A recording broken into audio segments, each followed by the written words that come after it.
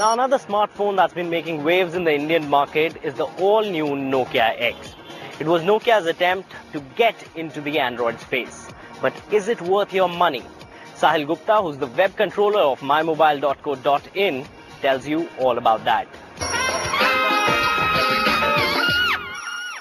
Rumored for many months, the impossible has finally happened. This is Nokia X, Nokia's first Android phone. It's an Android phone with a major difference, and it's finally here in India.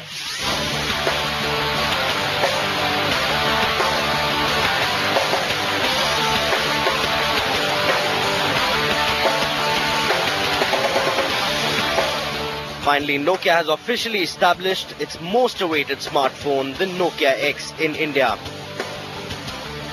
It is Nokia's first device that runs on Android operating system. Nokia X has a 4-inch IPS LCD capacitive touchscreen with a resolution of 480 by 800 pixels along with 233 ppi pixel density. It also comes with multi-touch support up to 2 fingers. The device is powered by a dual-core 1 GHz Qualcomm Snapdragon S4 Play processor along with Adreno 203 GPU. The Nokia X is a dual SIM smartphone with micro SIM slots. It runs on Google Android 4.1.2 Jelly Bean operating system with Nokia X1 software platforms. The device has a 3-megapixel rear camera with 480p video recording at 30 frames per second. Nokia X also has 512 MB of RAM, 4 GB onboard storage and 32 GB expandable memory via microSD card slot. The Nokia X comes in a range of vibrant colors and will cost your pocket Rs 8,599.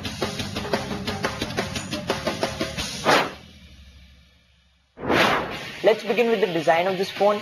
It's got a really nice design and a really colorful design. Nokia offers multiple colors. We've got this red here, so we can just flip it easily. And build quality wise, it's really solidly built. Actually, it's probably the best built phone at its price. Design wise, it's a little boxy, which means it's got sharp edges which dig into your hands. It's not very comfortable to hold over long periods of time. So let's talk about the camera on this phone. It's got a 3-megapixel camera because it's got a really unique take on Android. So let's get rid of the camera first.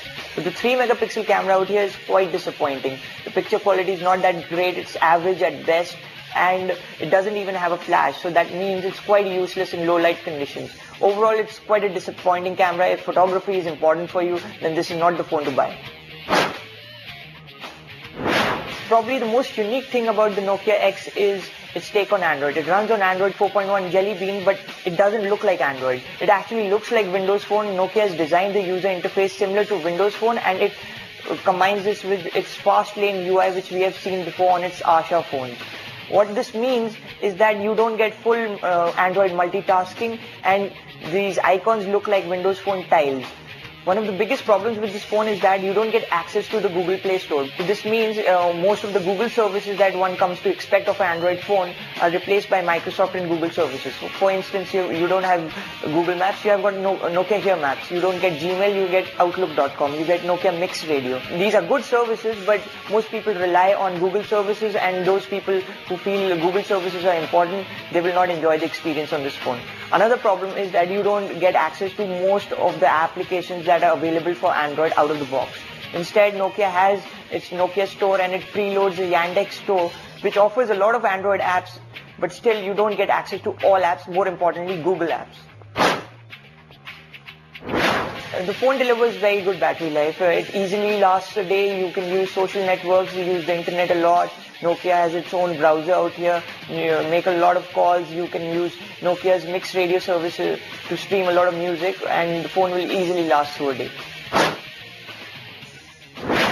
At Rs 8,500, it's a very interesting device. Even though it competes with the likes of Micromax and other local players in India, which offer better specs at the same price, this phone offers great build quality and Nokia's brand lineage and customer service.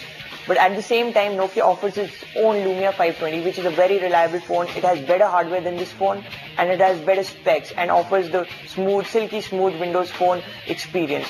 I think that's a better deal than this phone, because you don't really need to go through the hurdles of this forked Android UI, and that's a much more reliable device. And with that, it's time for us to take a very small break on this episode. But you guys don't go anywhere because there's a lot more technology action coming your way on the other side.